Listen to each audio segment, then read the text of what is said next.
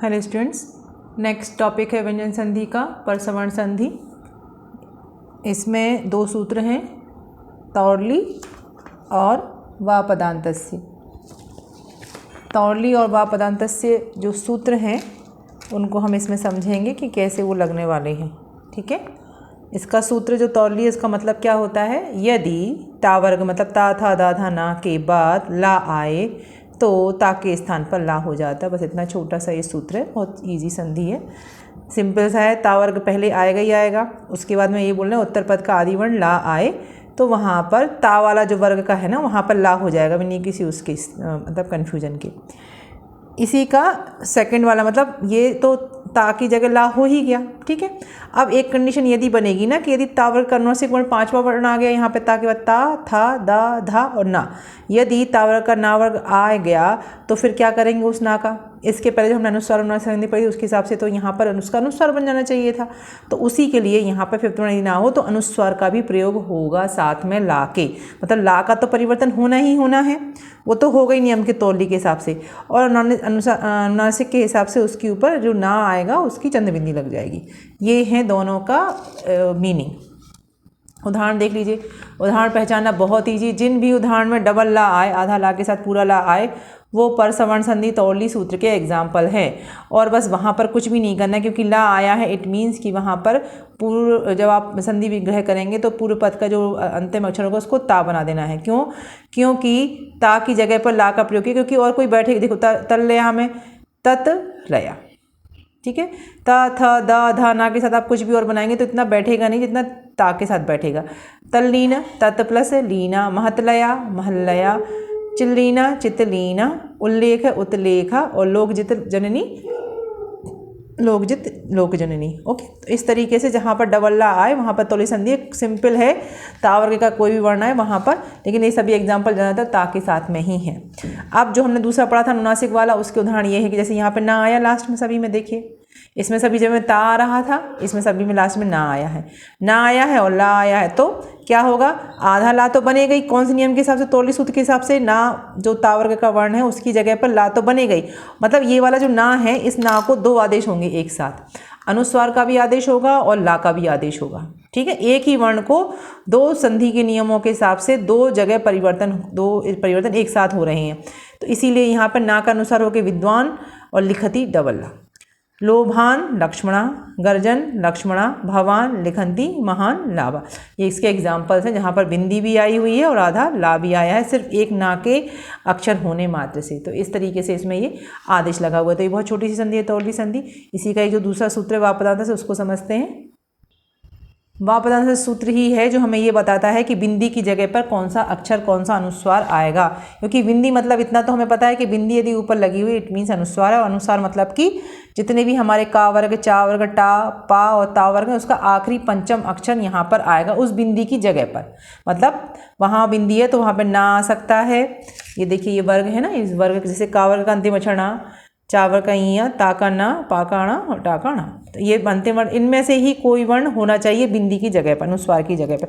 वही डिसाइड करता है ये वाला सूत्र कौन सा वर्ण आएगा। क्या बोल रहे हैं, ये प्रत्याहार का वर्ण उत्तर पद के आरंभ में हो और पूर्व पद का अंतिम वर्ण अनुस्वार हो तो अनुस्वार के स्थान पर विकल्प से परसवर्ण आदेश हो जाता है। अब हमने परसवर्ण और पूर्व सवर्ण हमने पहले स्वर संधि में भी पढ़े हैं। पर का मतलब क्या होता है, जो पीछे उत्तर पद का वर्ण है वो पूर्व पद के अंतिम वर्ण के हिसाब से परिवर्तित हो जाता है। और पूर्व रूप में क्या होता है, पूर्व पद का जो अंतिम वर्ण है वो उत्तर आगे वाले पद के हिसाब से, इस तरीके से आदेश हो जाते हैं, एक दूसरे में कन्वर्ट हो जाते हैं। तो यहाँ पर परसवर्ण का आदेश हो रहा है। परसवर्ण का मतलब क्या बोल रहा है, पहला तो ये कंडीशन पूरी होनी चाहिए कि यह प्रत्याहार का वर्ण उत्तर पद के आरंभ में हो, मतलब कि यहाँ का जो वर्ण है वो यह प्रत्याहार का होना चाहिए। तो ये का हो गया, यह प्रत्याहार का वर्ण हो गया।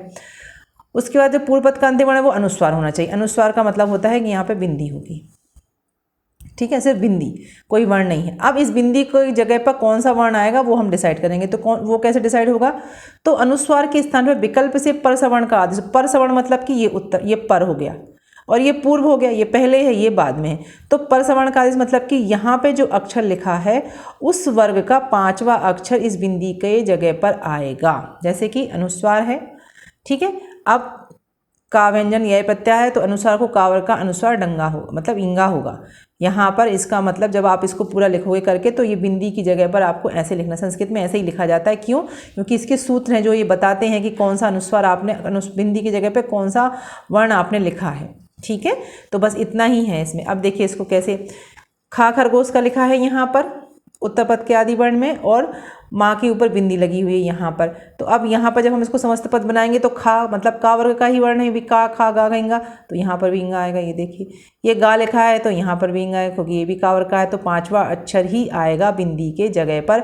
और बिंदी की जगह पर हमेशा अनुस्वार ही आते हैं, जो अनुस्वार 5 हमारे हैं उन्हीं में से कोई एक आएगा, उनमें से एक जो आएगा वो उसके वर्ग के हिसाब से आएगा। अब जैसे यहाँ पर चा लिखा हुआ है तो यहाँ पर ई आ गया, यहाँ पे ता लिखा हुआ है तो यहाँ पे ना आ गया। बस ये इतना इजी है। जो वर्ग आया, का वर्ग आएगा तो ये वाला वर्ण आ जाएगा, चा वर्ग आएगा तो ये वर्ण आएगा, ता वर्ग आएगा तो ये वाला पंचम वर्ण आएगा, पा वर्ग आएगा तो ये वाला पंचम वर्ण आएगा, टा आएगा तो ये वाला पंचम वर्ण आएगा। ये इसका नियम है वाप पदांत सूत्र का।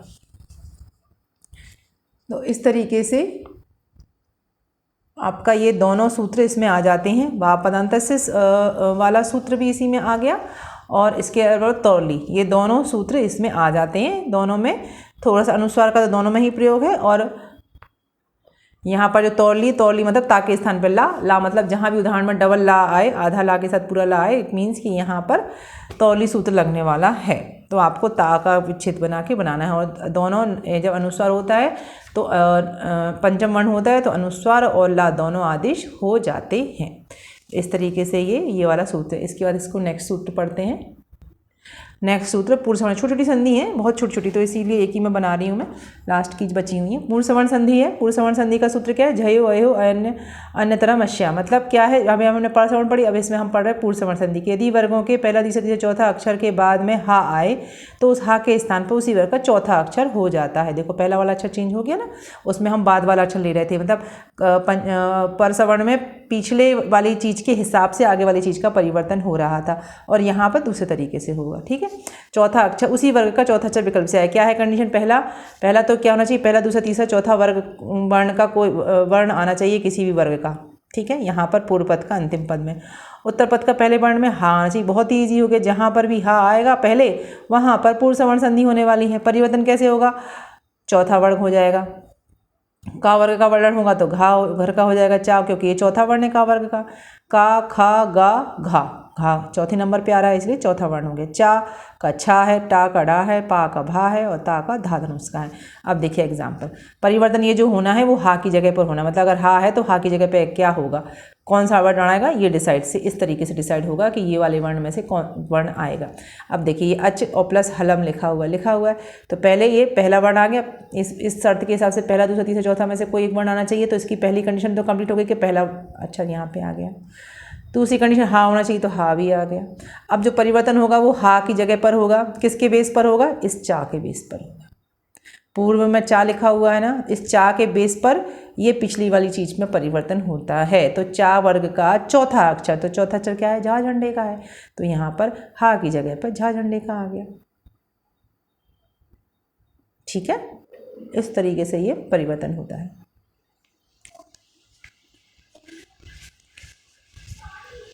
दूसरा है सट प्लस हलम, तो टा और हा को हो गया डा, और चा, ये जो परिवर्तन हो रहा है टा को डा हो गया, चा को जा हो गया। ये हमने इसके पहले जो झलाम जसो अंते संधि पढ़ी हैं, इश्चुत्व जसत्व संधि पढ़ी, उनके नियम भी साथ साथ में लग रहे हैं। ये मत भूलेगा, अगर कहीं पर कोई और संधि का नियम लग रहा है साथ में तो वो भी हमको लगाना है। ये टा का जो लगा है ना, टा ठा डा, तीसरा अक्षर लग रहा है यहाँ पर। कौन सी संधि पढ़ी थी हमने पिछले वीडियो में? कि पहले वर्ग का तीसरा वर्ण हो जाएगा, बस वही संधि है। यहाँ पे मैं नहीं बताऊंगी नाम, आप लोगों को मैंने पढ़ा दिया, आप लोग बताइए कौन सा नाम आएगा यहाँ। सेम यहीं पे यहाँ पे भी हुआ, चा की जगह पे जा आ गया ना, किस नियम से आ गया? तीसरा अक्षर, वही नियम लग रहा है यहाँ पे। और फिर ये वाला संधि लग रही है। आगे की ये संधि है व्यंजन संधि में, उसमें यही हो रहा है। एग्जाम्पल्स में 2-2 3-3 संधियों के सूत्र लगते हैं तो बहुत कॉम्प्लिकेटेड सा हो जाता है वो। तो आप तो ये सीधी सीधी उदाहरण देखिए। तत्पथ हिदम में सेम यही है, हा की जगह पे धा हो गया और ता की जगह पे दा, संधि उसी परिवर्तन से हो रहा है। वाघ हरी में वाघ हरी हो गया, वाघ गा आ गया यहाँ पे तीसरा अक्षर, हा की जगह पे घा हो गया। 2 परिवर्तन एक साथ हो रहे हैं, तो ये हो रहा है इस तरीके से इसके उदाहरण बने हुए। ठीक है, दो परिवर्तन एक साथ हो रहे हैं, ये भूलिएगा नहीं। अगर एक रूल लग रहा है और दूसरा रूल भी लगाने की आवश्यकता है वहाँ पर, वो संधि मतलब वो कंडीशन पूरी हो रही है तो वो भी व्यंजन संधि में लगाना है। विसर्ग संधि में तो ऐसा होना ही होना है, क्योंकि विसर्ग में तो व्यंजन के, जब हम इसके आगे विसर्ग संधि पढ़ेंगे तो विसर्ग में तो व्यंजन के एक दो नियम लगे रहे हैं साथ में, फिर जाके वो विसर्ग संधि में परिवर्तित हो रही है। तो इसीलिए अब स्वर में कुछ भी नहीं था, व्यंजन में स्टार्टिंग में ऐसा कुछ नहीं था, लेकिन अब जैसे जैसे और आगे बढ़ेंगे वैसे जो पुरानी संधि के जो संधि लग रही हैं वो भी हमको लगानी है साथ में। ठीक है, तो ये इस तरीके से इसके उदाहरण हैं। ये के वाला सूत्र है ऋतु आदेश संधि वाला, बहुत इंपॉर्टेंट नहीं है, लेकिन इसके कुछ उदाहरण हैं जो मैंने लिखी है, थोड़े से बड़े बड़े से उदाहरण हैं, वो आप देख लीजिएगा, कभी अगर पूछें तो बनना चाहिए। तो पूर्व पद में क्या है, अंतिम वर्ण ना होना चाहिए, और बाकी 6 प्रत्याहार में तो क्या कौन कौन से पहला और दूसरा वर्ण आ गए, सभी स्वर आ गए, और इतने सारे वर्ण जो है वो आना चाहिए। और उसके बाद में इसके बाद 3 कंडीशन है, तो ना का को अनुस्वार और सा परिवर्तन हो जाता है। ये नियम याद करने की आवश्यकता नहीं है, आप तो ये उदाहरण याद कर लो, 3-4 उदाहरण हैं। इन 3-4 उदाहरण में क्या हो रहा है, ना की जगह पर अनुस्वार आ गया, माँ के ऊपर ये बिंदी लग गई, चा की जगह पर सा में परिवर्तन आ गया, एक आदेश हो गया सा का, बस इतनी सी कहानी है इसमें, और कुछ भी बात नहीं है। तो इन दोनों तीनों को आप याद कर लीजिएगा, ये सूत्र समझोगे उसके हिसाब से इसको बैठा लोगे तो कुछ भी नहीं। वैसे कोई बहुत सारे उदाहरण नहीं है, ऐसे 2-3 उदाहरणों के लिए सूत्र बने हुए हैं आगे के। अब तो सिंपल लिखा हुआ टावर के लिए बिंदी और सा, चावर का यदि आता है तो सा, और तावर्ग आता है तो सा बिंदी के साथ में। तो वो ये याद करो आप, तो 1 2 3 ये उदाहरण याद कर लीजिए। इसका जो अपवाद है प्रशांत, प्रशांत प्लता प्रशांता है, ये एक एक्सेप्शन है। तो 4 ये आपको अलग से जो एक्सेप्शंस वाले हैं जो थोड़े से डिफरेंट है नियम में, उनको आप एक जगह लिखिए और उनको याद कर दीजिए। तो ये ऋत्व आदेश है। आपको अगर इसको ऐसा है कि सूत्र ही पढ़ना है तो सूत्र भी मैंने यहाँ लिखा हुआ है, पूर्व पद का अंतिम वर्ण में ना आए, फिर ये 6 प्रत्याहार के पूरे वर्ण आए, उसके बाद स्वर या 1 2 3 4 में से कोई वर्ण है या यार अलावा 3 कंडीशन है, तब जाके ना को अनुस्वार भी होगा और सा में परिवर्तन होगा। 2 परिवर्तन एक साथ तभी होंगे। इसके पहले जो था वो हमने पढ़ा था तो उसमें तो एक सिंपल से उसी में ही 2 परिवर्तन हो रहे थे ना के साथ, ना को ता का आदेश भी और ला का आदेश भी हो रहा था और तौली सूत्र के हिसाब से, पर इसमें इस तरीके से हो रहा है। तो ये कुछ उदाहरण नहीं बैठ रहे थे उसके साथ में, तो इसलिए उसको इस तरीके से उन्होंने लगाया है, क्योंकि यहाँ पे कोई ला नहीं आ रहा ना तो आ रहा, पर ला नहीं आ रहा है यहाँ पे, इसीलिए अब ला नहीं आ रहा है तो वो वाला सूत्र तो लगा नहीं सकते। तो उन सूत्रों को सॉल्व करने के लिए यहाँ पर ये वाला सूत्र बनाया है। ये व्यंजन संधि का लास्ट है तुक आगम संधि। तुक आगम संधि में 3 सूत्र हैं, सी तुक, छेचा और पदांतवादा। मैं सिर्फ सिंपल बता रही हूँ आपको कुछ भी इसमें घुसने की जरूरत नहीं है, बस आपके सिलेबस में लिखे हुए, इसलिए आपको ये नहीं लगे कि ये नहीं बताया या इसमें पता नहीं क्या होने वाला था, कुछ भी नहीं होने वाला है, बहुत ईजी सा है। 2-3 उदाहरणों के लिए सूत्र बने हुए, ठीक है। तो ये तीनों को कैसे से, तुक आगम का मतलब होता है तुक चीज जो वर्ण है ना, तुक जो वर्ण है वो संधि के बीच में जुड़ जाता है, बस नया एक। अब जैसे ये तुक जुड़ गया, अब इसमें देखिए कितनी सारी चीज़ों के साथ में हम इसको बनाएंगे तब आपको पता चलेगा, इतनी सारी सूत्रों के बाद में हमको ये मिलेगा। आवश्यकता ही नहीं है इतना देखने की, आप तो बस ये वाला एक एग्जाम्पल है इसको याद करो, यहाँ से उठाओ इसका ये और इसका ये लास्ट, इसको कैसे बनाया है वो ऋषियों ने बताया कि कैसे तुक आगम हुआ। जब तुक आगम हो गया तो अब ये का को हटा दिया, लोक हो गया इसका, फिर ता को चा का आदेश हुआ स्तुचन संधि से, फिर चा को छा का ये सा का आदेश, चा को छा का आदेश हुआ स्तुचन संधि से, फिर इसके बाद छठोटी सूत्र लगा, फिर उसका झरोझरी सवर्णे सूत्र लगा, चा का लोप हो गया बिना लोप के। अब ये तीनों सही हैं और लास्ट में जो विकल्प से इन्होंने 3, ये भी सही है, ये भी सही है, ये भी सही है, कोई सही बनाएंगे तो ये सही है। तो ये तुक आगम संधि का मतलब ये होता है कि उसमें तुक वर्ण जो है वो जुड़ जाता है और उसके बाद फिर उसमें एक क्रमशः परिवर्तन होते हैं। उसके बाद ये छेचा है, छेचा में कुछ नहीं है, सिवत छाया के लिए छेचा सूत्र बना है। सिवत छाया कैसे बना, शिव और छाया में मिला के तुक का आगमन किया, तुक के आगमन के बाद इसको लोप करते करते करते ये चा पे पहुंचे हम यहाँ पर। तो इस तरीके से इतने सूत्रों का प्रयोग करके हमने शिवत छाया बनाया। पदांतद्वा में कुछ भी नहीं, लक्ष्मी छाया के लिए पदांतद्वा है कि अगर बड़ी ई आती है और उसका हमेशा छतरी का आता है तो वहाँ पर तुक आगम करके लक्ष्मी छाया बनाया। तो हमने ये इतने जो सूत्र थे उनके एक एक एग्जाम्पल के साथ में इसको देख रहे हैं। देखा स्टूडेंट्स आप लोगों ने किस तरीके से तुक आगम संधि के 3 सूत्र थे और 3 सूत्र देखने पर लगते हैं कि पता नहीं क्या है इनमें, जबकि इनमें कुछ भी नहीं है, एक एक 2 वर्ण के लिए ये सूत्र बने हैं। तो आपको कुछ नहीं करना, आपको तो बस इसके उदाहरण को देख लेना है कि अगर इनकेस जैसे ये वाले उदाहरण तो तीनों में से ये तीनों सही है, तो इनमें से कोई भी आए तो आपको उसी हिसाब से चलना है, बस इसके लिए मैंने ये वीडियो में शामिल किया है। नहीं तो पहले मैंने सोचा था मैं नहीं बनाऊँ इसको, लेकिन वो ये है कि स्टूडेंट्स के मन में फिर ये रहता कि ये वाला नहीं बताया, हमको पता नहीं ये इसमें से क्या आ सकता है, इसमें क्या चीज़ बताई हुई होगी, तो इसके लिए मैंने ये बनाए हैं। ये लास्ट के श्लोक्स थे, सूत्र थे व्यंजन संधि के। इस तरीके से व्यंजन संधि के कंप्लीट पूरे वीडियो बन गए हैं। अब हम आगे पढ़ेंगे विसर्ग संधि। ठीक है, अभी मैंने जो एक प्रैक्टिस करने वाला वीडियो था ना, जैसे स्वर संधि का बनाने वाले हैं, अभी सारे हो जाए दीजिए संधि को, फिर इकट्ठे सबको रैंडमली बनाएंगे।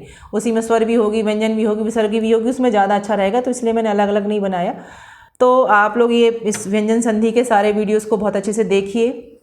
सारे वीडियो को अच्छे से देखने के बाद उसमें कैसे कैसे कंडीशन लगाई हुई हैं उनके कुछ कुछ एक दो एग्जाम्पल्स की प्रैक्टिस करिए, और उन एग्जाम्पल्स को ट्रैक कैसे करना है, आइडेंटिफाई कैसे करना है, उसको कोशिश करिए कि उसको आइडेंटिफाई कर सकें आपके कहाँ पर कौन सी चीज़ बैठ रही है। बस जब आप ये वाली काम करेंगे तो ऐसा कुछ नहीं है कि जो नहीं बनेगा। श्लोकास में से भी जो अंडरलाइन करके वर्ण आएंगे वो भी बन जाएंगे आपको। ठीक है, जो कुछ वैसे डिफरेंट टाइप के वर्ण हैं जो संधि के नियम से अलग है, उनको आप अलग लिख लीजिएगा। बस इतना सा काम करना है और आपको ईजिली ये संधि हो जाएगा। तो बस इसके बाद हम विसर्ग संधि और पढ़ेंगे।